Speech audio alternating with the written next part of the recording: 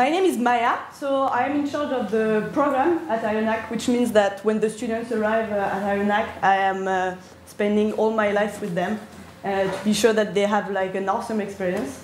And I'm really happy to have you all here with us. So I just have a question. Who do not know at all IONAC? And don't be shy. François, please, you are a student. Okay. Okay. So just to give few words, so we have two main training programs, one in web dev and one in UX UI. For the moment in UX UI, it's just in full time, which means 8 weeks with us. And in web dev, we have two options, one in full time, which means 9 weeks, and one in part-time, so it's like Tuesday night, Thursday night, and Saturday, and it's during 6 months. So we have now almost 6 campuses in the world, so in Paris, Madrid, Barcelona, Miami, Mexico, and soon in Berlin. And we have now more than 1,000 alumni from more than 15 nationalities. So as I said, today it's the graduation of our first UX UI cohort. So it's 9 awesome students from 3 nationalities. Yeah. And from 20 years old to more than 40. We won't say the real age. And they have been working really hard for 8 weeks to become a junior UX UI designer. Be sure that it was intense because it started with some 1 month pre-work online, and then they had like 8 weeks of courses. We are now at the hack show, so they are going to present you the project that they have been done. They did in week 7 and week 8, so just in 2 weeks. And after the hack show, they will begin the hiring week, which means that we are helping them to find a new job and to help them in their new professional career. At the end, we hope that they will work in companies they like. So here are some examples from alumni from other campuses have been like hired in that awesome companies. They can also create their own companies. So we have here a really good example of Octave, who is here. And he was like a web dev student, and he's now the owner of Cajou, his own company, and you may all try that awesome company's food, really good food for enterprises. So it was an intense work. So going from 0 to 1, they have worked on several projects, 4 at the end, individual projects and also like group projects. We are also organizing some learning events and Iron Talk, which means that we are trying also to develop their tech culture by meeting some UX UI designer, web developer, product manager to better understand how they work in the companies. And now we are going just to introduce you in one word the different students that we have, and please welcome Louis, their teacher.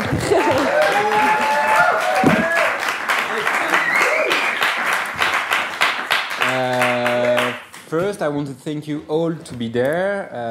It's late at night, and thank you for all the students for the time with me. I will regret you. I hope you will have a good job next, and good luck. So, Thomas, I've just one word. Thomas is a fast guy. He loves to go straight to the point, and that's it. Yeah. So he has already a job. So, well done. Virtual, yeah, François. You're like passionate about virtual reality, so that's why he's looking for a job in virtual reality. Don't hesitate to contact him. And he's using like the UX process really well, so be aware. Welcome Pamela. Welcome in France. Because you're now French. Yeah. Because this morning she was at the embassy for the French to be French. So she doesn't know yet, but I hope so, and I hope we'll able to keep her in France. Yeah, very proud to be with you. Nicolas, you're a maker. You like to practice, do stuff, create stuff. Go with it. You have a lot of there is a lot of product to be made, so go for it. Paul, I haven't made like the productive. No, that's past time. Focus. When you have an objective, you stick to it. So well done. I'm really proud of your work. It was like tough week, the tough 2 weeks. You were at distance, so it was hard for you, but well done. Amanda, I told you just before, you have a sensitive mind. We've seen that on the Caillou project. Here again on your project here, we'll present next after. So yeah, go with it and improve the UX feeling and all the process. Be perfect.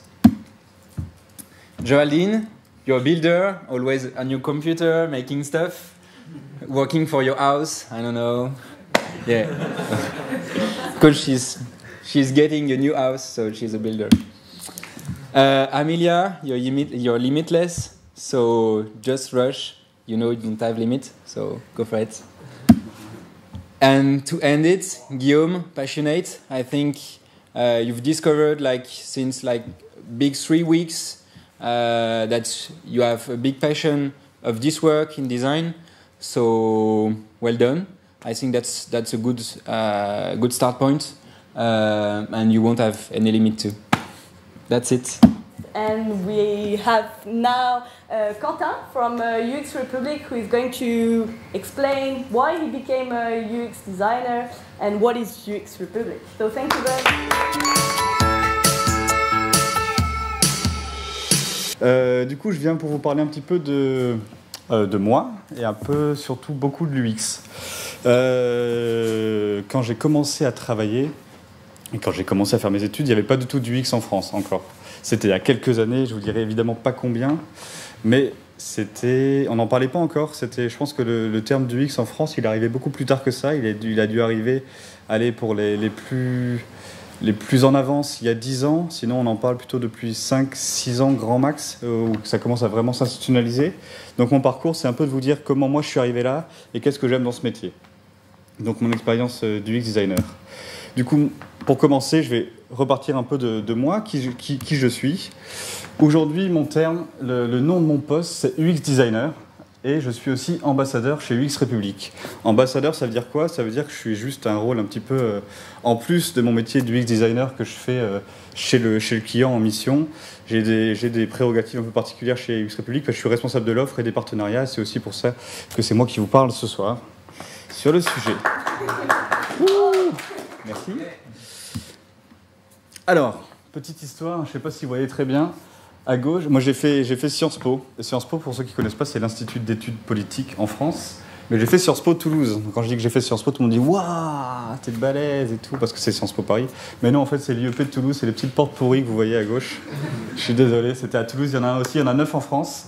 Et le seul qu'on appelle vraiment Sciences Po, c'est Paris, mais sachez qu'il y en a à Toulouse. Et j'ai fait celui de Toulouse. Donc je suis passé de l'Institut d'études politiques de Toulouse à Start UX, pour le petit nom, de chez UX Republic, qui nous plaît bien. Donc voilà, un peu mon parcours. Qu'est-ce qui s'est passé? Qu'est-ce que j'ai fait à Sciences Po Toulouse? J'y ai passé 5 ans. Et en gros, j'ai eu la chance d'y aller quand il y avait un master qui s'est ouvert qui s'appelait Économie d'Internet et médias numériques, je crois que ça s'appelait comme ça à l'époque. Ça ne voulait pas dire grand-chose, mais j'ai mis un premier pied en fait dans les boulots du numérique et on commençait à apprendre comment les métiers de l'Internet allaient se développer. En gros, dans l'Institut d'études politiques, on apprend à savoir parler de tout, n'importe quel sujet, mais on ne connaît rien, absolument rien, en profondeur. Donc j'étais hyper à l'aise pour parler de n'importe quoi. Pas en anglais apparemment, parce que j'ai pas su switcher au dernier moment, mais en tout cas, je savais beaucoup de choses sur plein de sujets différents, sans vraiment rien savoir de concret et sans être spécialisé. Donc j'ai fait ce master-là, et j'ai commencé par une grande boîte qui s'appelle L'Oréal. Et j'ai commencé à la division des produits professionnels, et là j'ai découvert la gestion de projets web. Et les shampoings, bien évidemment, parce que j'étais pas trop mon truc à la base. Mais j'ai découvert tout cet univers et en fait, j'ai commencé à travailler pour eux. Et quand je l'ai fait, j'ai fait toute la refonte du site L'Oréal Professionnel en tant que chef de projet. Donc, je travaillais avec les agences et il y avait toute la dimension internationale. En fait, il fallait commencer à penser un site web vitrine. Donc, on voyait pas d'utilisateurs, on savait pas ce qu'on faisait, on voulait juste faire un effet. Les gens disaient, fais-moi un truc waouh. Voilà. Il fallait que ça soit waouh. Avec des shampoings, c'est pas toujours évident. Mais on a fait ça. Je suis parti un peu des shampoings parce que j'en avais envie de voir un peu du pays. Et je suis parti au Luxembourg, cette magnifique bourgade que vous voyez, c'est Luxembourgville, la charmante Luxembourgville. Ces petites maisons, le quartier européen derrière au fond. Et là, j'ai commencé dans une PME, toujours dans le métier du web en fait, et j'ai eu ma propre équipe et je devais développer des services web payants. Donc il fallait que je comprenne un petit peu le marché, que je produise un site web. On montait des sites web en 15 jours, un mois. On les monétisait, enfin on les mettait en ligne, on achetait du trafic, on faisait de la publicité ciblée. On monétisait ces services qui étaient sur du micro-paiement. Et ensuite on recommençait, on en faisait d'autres, on essayait de gagner de l'argent comme ça. Donc ça c'était très intéressant parce que j'ai commencé en fait à mettre un pied dans l'analyse du comportement des gens et la compréhension des tendances. Qu'est-ce qu'attendaient vraiment les gens sur un site, enfin ce pourquoi ils étaient prêts à payer, sans vraiment comprendre les gens derrière. Ma première interrogation dans le milieu du travail, ça a été comment je gagne de l'argent, qu'est-ce qui intéresse les gens. C'est pas toujours très propre, mais c'est comme ça que j'ai commencé. J'ai fait ça pendant 2 ans et demi, 2 ans et demi, il me semble, et j'ai voulu rentrer en France. Et du coup, je suis intégré les magasins La Paire. La Paire, je ne sais pas si vous connaissez, ça appartient au groupe Saint-Gobain. Et en gros, c'est les revendeurs immobiliers qui vendent c'est la maison connectée. Maintenant, ils se disent que c'est la maison connectée, mais à la base, c'était plutôt tout pour la maison. Et là, je me suis installé pendant aussi 2 ans et demi. Et l'idée derrière tout ça, c'était vraiment de faire vivre le site web et essayer de mettre en place le e-commerce. Moi, j'étais spécialisé dans la vente, donc on m'a pris pour gérer le site e-commerce. Et j'ai commencé à comprendre le consommateur. Là, j'avais encore un pas de plus en fait dans mon envie de toujours aller un peu plus vers les gens. Je savais comment les faire à peu près acheter quelque chose, à essayer de comprendre quels étaient pas ce qu'ils attendaient, mais ce pourquoi ils étaient prêts à payer. Là, je me suis spécialisé dans un domaine, la maison. Et j'ai eu toute une partie sur la compréhension des utilisateurs. Ça, c'était très important parce que j'ai commencé à analyser des chiffres, j'ai commencé à avoir des fichiers clients, j'ai commencé à comprendre comment les gens achetaient.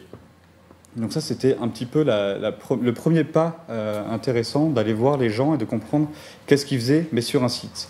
Le problème, en fait, qu'avait pas cette boîte, mais en tout cas la façon dont on travaillait à ce moment-là, c'est qu'on arrivait à comprendre ce que faisaient les gens sur notre interface, mais on ne comprenait pas pourquoi ils le faisaient, pourquoi ils venaient, qui ils étaient, et arriver à les cibler, en fait, à se repositionner vraiment sur le parcours d'achat et qu'est-ce qu'ils étaient chez nous.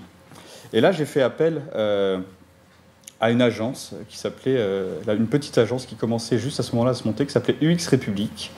J'ai embauché UX République pour m'aider à refaire le site La Paire, pour essayer de bien comprendre les utilisateurs, parce qu'on avait vraiment un trou dans la raquette à un moment, et on ne comprenait pas ce qu'ils venaient chercher chez nous. J'ai fait appel à eux, et ça a plutôt bien marché, parce que on a refait le site, et je suis même parti avec eux, voilà, donc c'était vachement intéressant pour moi, parce que j'ai tellement apprécié cette démarche. Il y avait déjà vraiment une grosse notion de je vais voir les gens, je les interroge, et je comprends quels sont leurs besoins dans tout leur parcours. C'est ce que je faisais sans vraiment savoir que je le faisais, c'était juste une petite partie de mon travail, donc je me suis vraiment spécialisé, en fait, du coup j'ai fait des formations de mon côté, j'ai beaucoup lu, et j'ai rejoint UX République en tant que UX designer, c'est ce que je fais aujourd'hui. Je vous ai mis une petite photo de l'équipe de l'époque quand je l'ai rejoint, ça bouge un peu, il y avait du soleil, donc maintenant je suis vraiment centré sur l'utilisateur et c'est vraiment ce que j'aime faire parce que ça parle à des gens et il y a beaucoup d'empathie. Ça c'est un petit peu pour le petite histoire, comme quoi je pense qu'il n'y a absolument aucun UX designer aujourd'hui qui a fait une école du UX design avant Iron Axe peut-être, parce que ça vient en France cette année, mais en gros il n'y avait pas d'école qui apprenait ça, qui apprenait ce métier, il fallait vraiment qu'on se forme, et ce terme, le fait de replacer l'utilisateur au centre, c'est très nouveau en fait, et ça commence vraiment à prendre maintenant. Je me suis permis de remettre une petite citation en gros de Don Norman, pour ceux qui ne connaissent pas un peu le pape de l'UX, un américain de un peu plus de 80 ans maintenant, qui théorise beaucoup, il continue de le faire via son agence Norman Nielsen Group, NNG, depuis les États-Unis, qui dit que l'expérience utilisateur, ça englobe vraiment tous les aspects de l'interaction qu'il va y avoir entre un utilisateur final, une entreprise, ses services et ses produits. Pourquoi je reprends systématiquement cette slide-là, je la mets vraiment dans la majorité de mes présentations, c'est que, il le dit très très bien, l'UX, ce n'est pas de l'interface, et je me bats tous les jours contre ça, ce n'est pas que de l'interface, c'est vraiment une expérience globale, et l'expérience, ça peut prendre beaucoup d'affects, il y a de l'affect, il y a du physique, il y a du langage, il y a la façon dont on s'adresse à des gens. Il faut qu'on sorte de cette idée d'interface seule, parce que ça nous nuit. Du coup, j'ai un peu prétentieux d'avoir mis ma tête après celle de Don Norman, mais c'est pour dire que ça, c'est moi qui le dis, et c'est plus le truc. Mais en gros, moi, je crois beaucoup à la méthode et à l'empathie, en fait, au contexte et à la personnalisation. Donc, par rapport à ce qu'il raconte, Don, ce que moi, j'en pense, c'est que si on ne replace pas l'utilisateur au centre, ça ne sert absolument plus à rien de faire ni un service, ni un produit. Et c'est ce que je mets dans l'UX design. En fait, je crois qu'il y a une méthodologie, il faut faire preuve d'empathie, replacer l'utilisateur au centre et et se mettre dans ses pieds, en fait, dans ses chaussures, pour bien comprendre ce qu'il attend. Du coup, à tout le contexte d'utilisation dans lequel il va utiliser un service ou un produit, ou même se déplacer lors d'une n'importe quelle activité. Et du coup, lui personnaliser l'expérience. Ça, c'est pour moi ce que c'est que l'UX design aujourd'hui. C'est ce que je mets dans mon métier, en fait. C'est ce que j'ai. Du coup, il y a vraiment des grandes parties qu'il y a derrière. Je vais aller un peu plus vite, hein. J'ai évité les images, j'ai mis que de la phrase parce que je voudrais qu'on se concentre sur le message. Je crois extrêmement fort au terme d'expérience utilisateur. J'entends beaucoup de termes différents aujourd'hui et l'expérience, je le redis par rapport à ce qu'avait dit Don Norman, c'est un tout. C'est sortons s'il vous plaît de l'interface pure, allons voir vers le service, allons engager émotionnellement, allons parler de langage, de personnalité. C'est très important en fait d'avoir cette notion d'expérience. Oubliez un petit peu, je vois partout, et je ne veux pas être désagréable en disant ça, c'est juste pour faire réfléchir un peu, beaucoup de termes CX pour Customer Experience, EX, Employee Experience, ou BX, qui était, c'était quoi, Brand Experience. Oubliez tout ça, en fait. Nous, ce qu'on fait, c'est l'UX, et l'UX, c'est l'utilisateur. L'utilisateur, quelle que soit la mission ou le projet pour lequel je vais travailler pour quelqu'un, au final, qui va utiliser le service ou le produit. Et si ce quelqu'un, il se trouve qu'à un moment donné, c'est un consommateur qui va avoir des sites marchands, je l'adresserai comme un consommateur. Si c'est un employé de banque, comme je le fais aujourd'hui, je travaille pour la Société Générale, je vais l'adresser comme un employé. Ou si c'est une marque, je vais l'adresser comme tel. L'important, c'est de comprendre à qui on s'adresse et pourquoi on le fait. C'est diluer un peu l'expertise que de dire que je vais segmenter, en fait.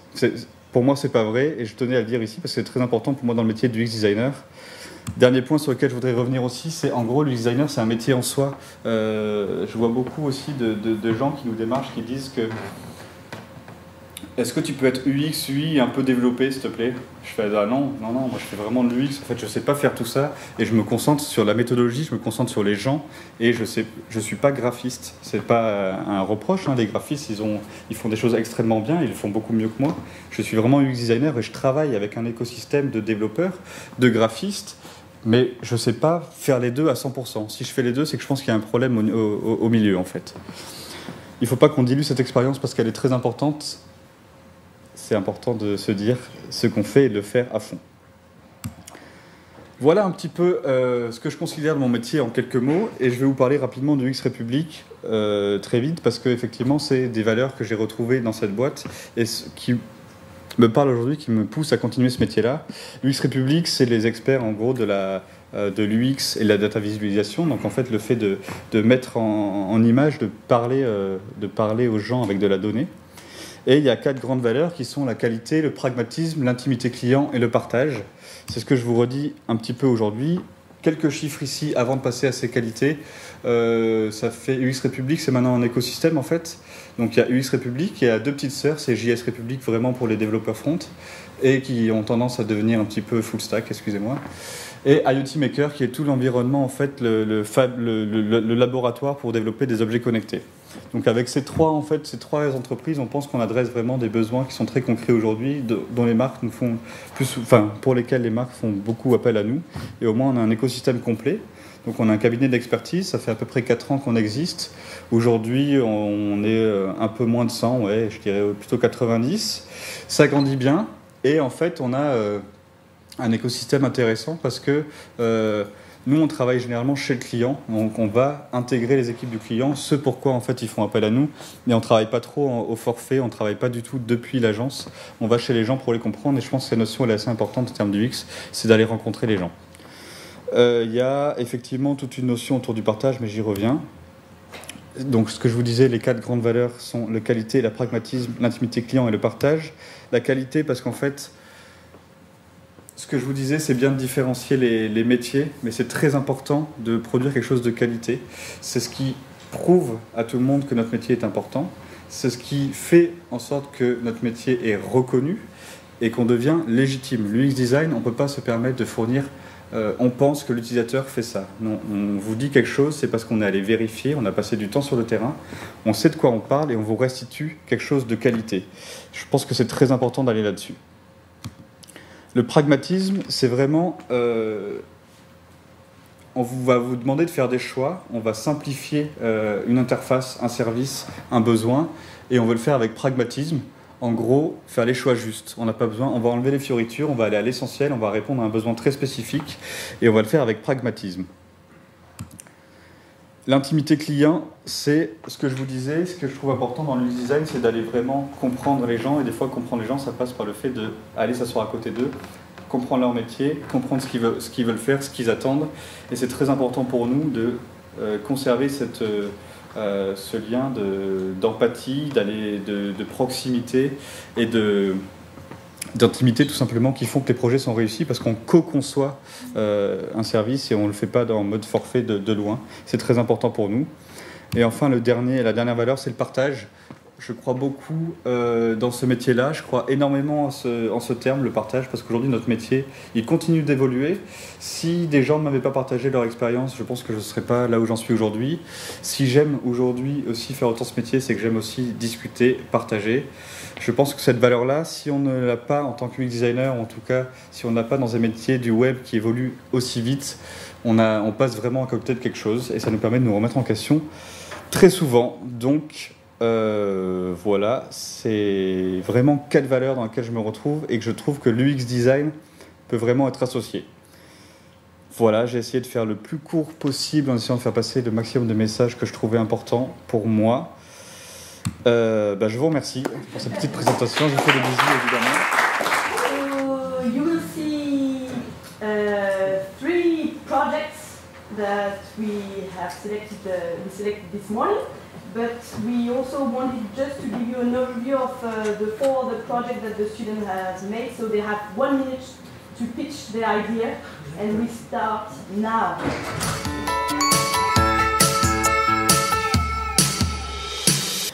Hello everybody. Let me introduce you my project. It's called Travelers. It's a community app for solo women travelers. I have a lot of friends who travel alone, and I see that more and more women are traveling alone these days. But they enjoy the experience, but they still meet a few problems. So what I wanted to do is to solve these problems, which are loneliness, boredom, and some restrictions. Sometimes they might not do some activities or also go to some places because they're lonely, feel bored, not motivated, and feel unsafe. So my app, my concept, is to create an app with meeting activities for a woman within a community, within the app. You also have geolocalization, so you can see people around you using the app and also send a SOS signal to ask for help, just in case they feel unsafe during the trip. So I'm gonna show you... Hein? Ah, tu l'as déjà ouvert? Oh, yeah. Well, so you arrive here. So we suppose that you're already a user. So you arrive on this page and you see the different meetings in your location around you. So you can filter them depending on the date and the topic.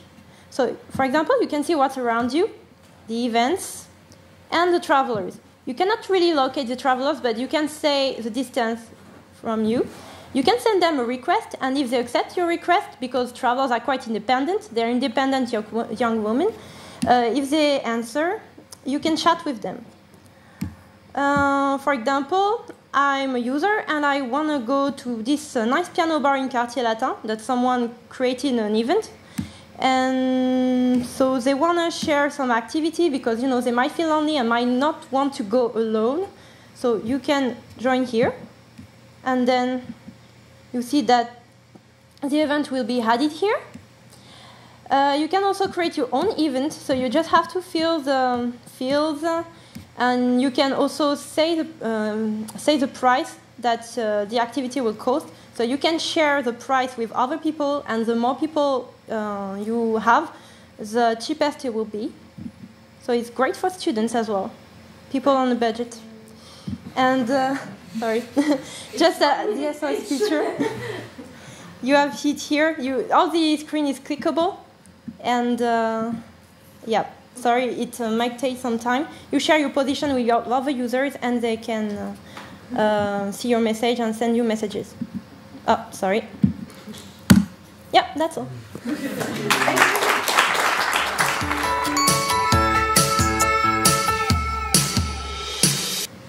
Right, hello everybody. Today I'm really proud to present to you a website that I designed for a friend who owns a screen printing company that specializes in live event performances, as you can see on the video. So the problem with my friend's original website was that it didn't have a business goal, it didn't target a particular user. It was more of a blog, actually. And so what I did was redesign the website following a UX process. So as you can see, this website, the whole website is actually one page. There's an anchored navigation, which means that if you want to get from one section to the other, it's really easy. You can just like skip easily. It's responsive, because as we know, half the people who go on internet use their mobile phone. So it more or less looks good on a phone, but it works. And the whole structure of the website was made according to the user flow that was determined for the user who's going to use this website, that being the client, who is an event organizer. Actually, the end goal of the whole website is for the user to contact the event performer. So that's the thing. The whole flow takes you to the contact, where you have a choice between either filling in a form or directly contacting. About the design of the website, as you can see, there's a background parallax effect coupled to a filtering effect. And the whole thing is actually made to remind you of the screen printing process you have that uses 4 different colors: yellow, cyan, magenta, and black. So that doesn't look good. There's a problem with the display. I'm sorry. But it's meant to look good. So, right, if you're interested in reading more about how I did this, you can read my Medium post. Nicholas Weislinger, redesigning the Lab & Anim website. Thank you very much for your attention.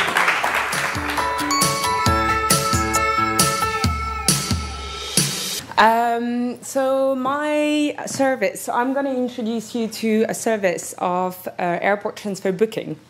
So I don't know about you, but I found many times myself stuck in the airport trying to find my way to go to my accommodation, whether I wanted to take a bus, a taxi, a train, many options, but didn't plan ahead. And so I figured I might not be the only one in that situation. I've done some research as a US designer, and I figured that actually 71% of the people I've interviewed don't book airport transfer ahead. And the reason for that is actually there's no option to do so. There's nothing today where you can actually book your flight and your commute at the same time. Although you know you're going to have to find a way from the airport to your accommodation, it's still something that people are not planning ahead. So the idea was to make something easy and accessible. And I've developed Easy Taxi, which is an EasyJet service that allows you to book your flight ticket and your transfer from the airport to your accommodation in one go at an accessible price. So basically, this is just a quick overview of the design. This is the page that you find during the EasyJet flight booking process. So you can just book your airport transfer via this page. And basically, the aim here was to have a hassle-free journey from door to door, from your home to your accommodation in the new city you're going to, at an accessible price and with the comfort of a car. Thank you very much.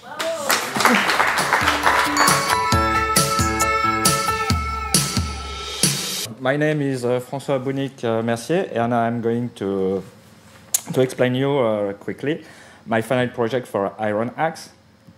So I have decided to work on memory issues. We can constate that there is a lot of reminder to help us not forget little things. We have a to-do list, we have agenda, paper agenda, mobile agenda, agenda on the PC, post-it, a lot of solutions, but we have to constate that we still forget little things. These little things usually are more the most forgetting things are household tasks, and also we forget a lot the birthdays, and we forget also I don't remember what. But I write it. Oh yes, purchases. For instance, I give you an example of forgetfulness. I open the fridge. There is no beer, so I have to buy beer. So I put a message on a post-it on the fridge, and the day after I go shopping, and of course I forget the beer. So I have to go back to the shopping, and it's like this. So we have to find a solution for this, and this solution I have found is an electronic post-it connected to the mobile phone. What I mean, it's not. So it's an object. It's not just an application. An object connected with the phone. Yeah, and this object, I call it Posty. Here you have the Posty on the fridge, and as you can not see, there is a little microphone which will allow you to speak, and there is a display. So I can speak to my message and say, buy beer. And it's written on it. And I say, save. And it's saved. And now I have this reminder. And this reminder is also available on the phone. When I am shopping, I can see it. Buy donuts, buy beer. And I can also order it with a shopping list. So it's easiest to me to see what I have to buy. Okay, you can try it later if you want, and thank you very much.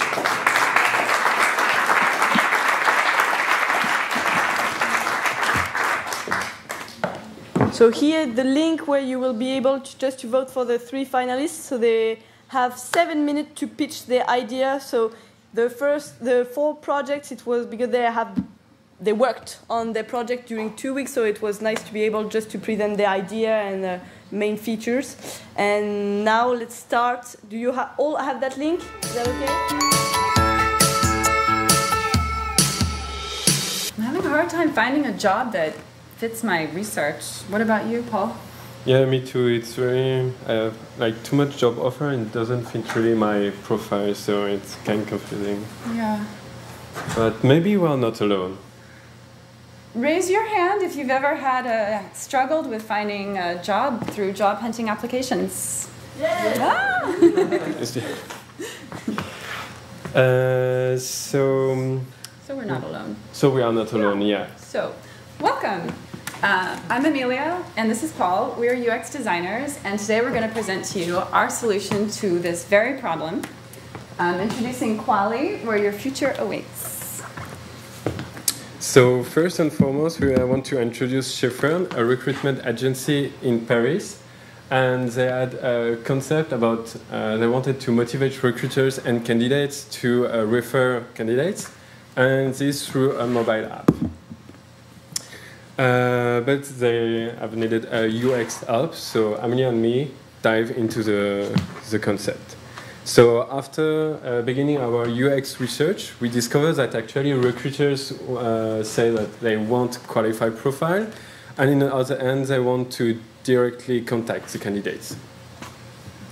And from the candidates' side, they said like job searching is really time-consuming, and even sometimes they can't find a job that fits a profile. So from this, after this UX research, we did a little pivot on the main of the initial concept, and we focused on 2 main axes. to recommend.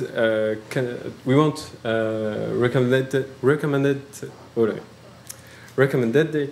candidate. You get it. And we want our user to save time. So after a little research, we discovered that we had at least 7 competitors already on the market, but we wanted to focus on to show you at least 2 of them which are mobile oriented. Yeah, so first we have LinkedIn Job Search, which is great because it's a job board, so you can find jobs, but there's too much choice. And some of the ads are completely irrelevant to what you're looking for. There's also Shaper, which is a new tool that helps you to save time by putting you in contact with people who match what you're looking to communicate about, but it's only for networking. So after we finished the UX process, we moved on to the visual design, and for this we really wanted to create something fun and engaging because this doesn't really exist on the market right now in the current tools. So we went for a space theme because this is kind of a hot topic today. And it also reflects the idea of exploring and landing a job like you would land on a planet. So in terms of our typography, we went for Barlow, which is sort of a technical, machine-looking font, which is really clear and legible, but also quite friendly. And Railway for small fonts, for small text, which we want to be still very legible. In terms of colors, we were inspired by the space theme again and took like sky and night blues. And we added a punch of bright green to keep it contemporary and fresh. So I'm sure you're all wondering how this works. So Paul is going to show you.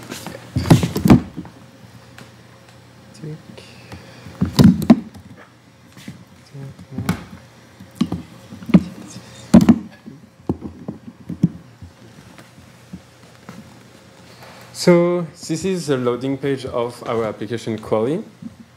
So first and foremost, I want to add more credibility to my profile. So I will go to my profile, and as you can see here, I have added like 5 different job experience, and 3 of them have been already recommended with our feature. So and here, as you can see, there is 2 job experience that hasn't been validated yet. So I will request a recommendation for the first one. So I just have to click on this button. I will choose to use mail address. Then I confirm the request has been sent, and here I will just have to wait the response of my previous employers. And then I will take a look around our my 5 selection jobs. So I will pick the one I have the most of affinity. And here, as you can see, all these green items indicate me like all these different information fits my profile. That's why I have that much of affinity with the job. I can read all the description of the job, and because I have interest for it, I can check this and send an interest for this job. And here I discovered that actually Accor Hotel have already an interest for me. So it's like a match, and I can send a text to them and say hi. And now I have a feedback that I have already checked this job, and I can see here all the previous job I have been already going through the last few days, and here it's Accor Hotel. And here I have all the previous discussion I already had like before. And here I have some basic settings to make everything according to my wish, and I can disconnect. So to resume, we have, with all our feature, our recommendation feature, we have qualified candidates, and with our few selection of job, we can actually save time. So for our next steps, we'd like to create a discrete profile feature. So if you're currently employed and you don't want your employer to see that you're job hunting, you can use a solution but stay discreet. And we'd also like to find a way to confirm each recommendation to make sure that they're legitimate through new technology like a bot checker, for example, and also a coach to help you, to walk you through the profile creation, make sure that you're really aligning your criteria with what recruiters are looking for, and also help you with the onboarding of the app. So first and foremost, I want to thank you all for being here, and I want to thank Ironac for the UX programs they made. And thank you to Shepherd for the opportunity to work on a real project. Thank you. Thank you.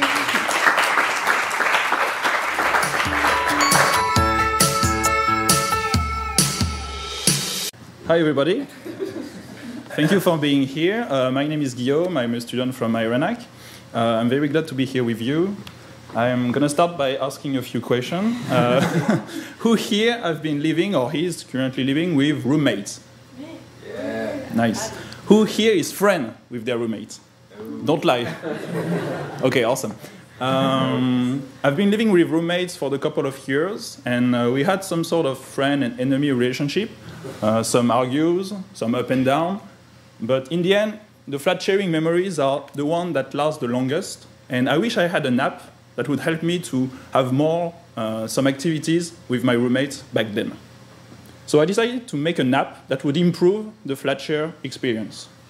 But let's start from the beginning and ask ourselves, why do people choose to be with roommates? How do they proceed on a daily basis? And what makes a good life inside a share flat?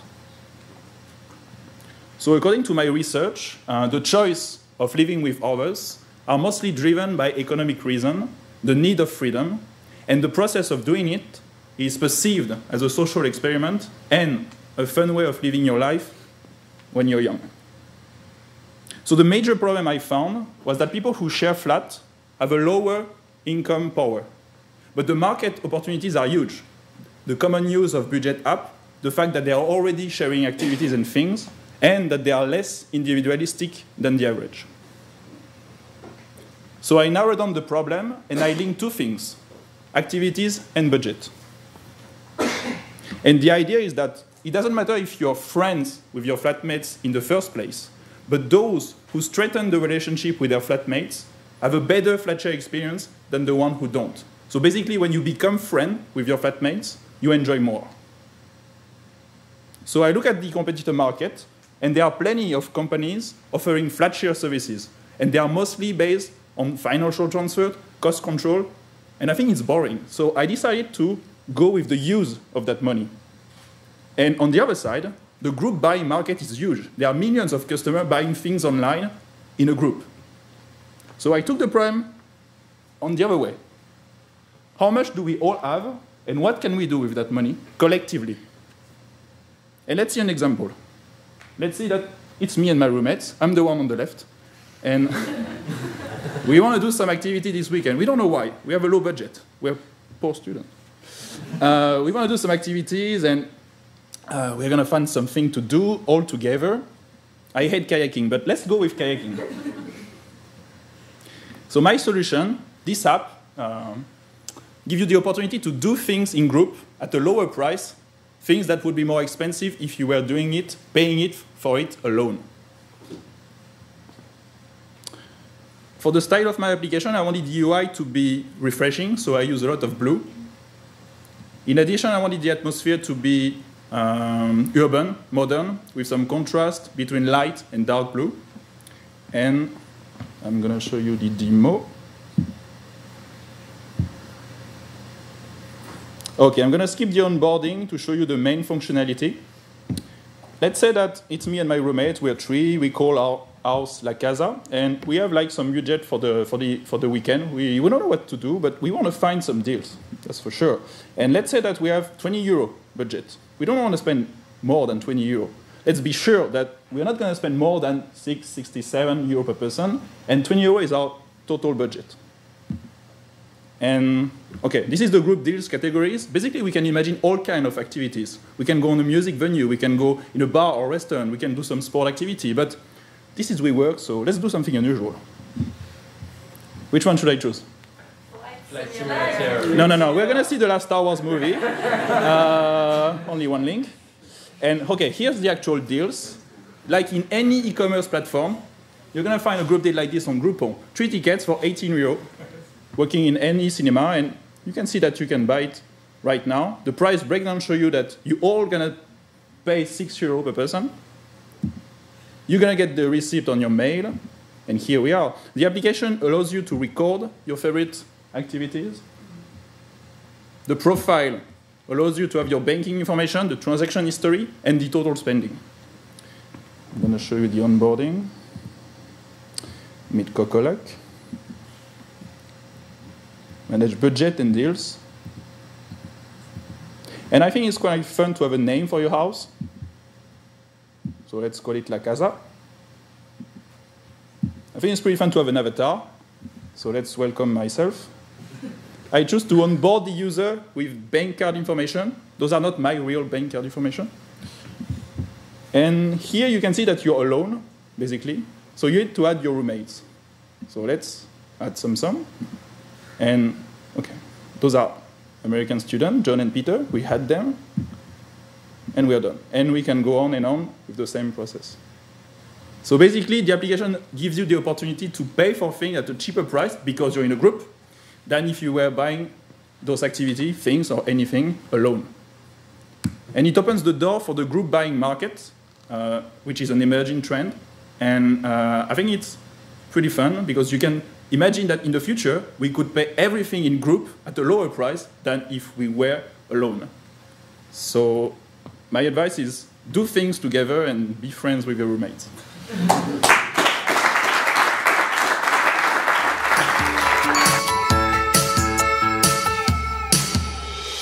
Hi guys, thank you. Oh my God, I know I was little, but not that little. Thank you very much for being here tonight. We're gonna show you our last project of this evening. It's called Reflex. And let's talk first, what's my name? My name is Pamela, this is Thomas, and we've been working for the last 2 weeks in a project I'm passionate about. I've been working in education for the last 10 years, and I was a French teacher back in Mexico. So I've been working here in Paris for 3 years in a nonprofit organization, and Claire, my boss, who's here tonight, asked me to find a solution for teachers right now. So what's the problem right now with teachers? They are all creating content and adapting content, but they don't have an online place to create and share it. So we would like to have a solution for every teacher in the world. We just can't do it right now. So we just went and look for French teachers who are teaching French worldwide.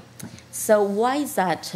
French is the 5th world language in the world, and it's the only language alongside English who is spoken in all continents. We're talking about 125 million students who are learning French as a foreign language. And we're talking about 900,000 teachers worldwide who are teaching in the same way. So we went out there and we talked to them. So how they are working, how they are doing to teach French to non-French speakers. And actually, one of the first things that we learn is that when they're preparing lessons, they're having trouble finding quality content online. Second of all, they are using video and multimedia content, but they don't know how to integrate in the lessons. I don't know if you try to print a video, we can't. So it's actually really difficult. And third of all, they want to share and adapt content they find online. So they don't have actually right now a dedicated place to do it. So basically, we're trying to answer to 3 main problems: quality content, how to use videos, how to share and adapt lessons from teachers worldwide. So basically, Reflex will give the opportunity to teachers to create, share, and adapt their content, their own digital content with video, text, PDF, and also interactive exercises. As you can see on the screen, we decided to go on colorful and dynamic color palettes to match with the teachers' behaviors. Regarding the problem and the competitors we found during the research phase, we decided to go to focus on just one main feature, which is reuse and adapt the content made by teachers to differentiate us from a classic editor. Now, Pamela is going to introduce the user interface we designed. Yes. to look up for videos. And what I needed the most was to see how teachers were using that content, actually. So let's imagine, well, this is our first visit to the website, and we are looking at the content we have. We have a great teacher, Philippe, who just made a content about Molière. Okay, that's a cool one. And we're talking about 34 people who like the content. So let's gonna see it. And we have a video of the movie Molière. And as you can see here, we have, so the video, a little bit of text, and we have a quiz for the students. We have here a PDF for the teacher, so he can work with this content with their students. And actually, I like this one, and I'm gonna adapt it. So before that adapted, I'm gonna say like thank you, because I mean that's polite, right? So I'm being cool, I like it, and I'm going to the editor part. It's exactly the same thing that you just saw before, only you have this part, so you can add text, video, questions, an exam, or a PDF. So actually, I just want to change the video, and I'm going to change only the link for a new video of Molière, which is actually shorter. And actually that's it, because the rest of things, it's really nice. So I'm going to publish. And when you publish, you're accepting to share your content with all teachers that are on the platform. So actually that's what teachers wanted us to do. So I think that's it. So during all the process of creation, we've been through different iteration and modelization of the solution. Before designing this one. Indeed, the main feature we propose is to give the possibility to the teacher to create, share, and adapt the content for the lessons and share it with other teachers. And nowadays, education is inside the digital revolution, and teachers are ready to take the turn. So this kind of solution helps to give a jump for the education of tomorrow. Thank you. I know what's next. I know what's next. What's next? So before going just to Christmas, what's next? So we will prototype all the scenarios, because we want to see exactly what's happening with all the features. We're gonna do some remote testing with all teachers worldwide, who's waiting really for us, and we're gonna work a little bit more on economical model. So thank you. Oh, that was you. Thank you.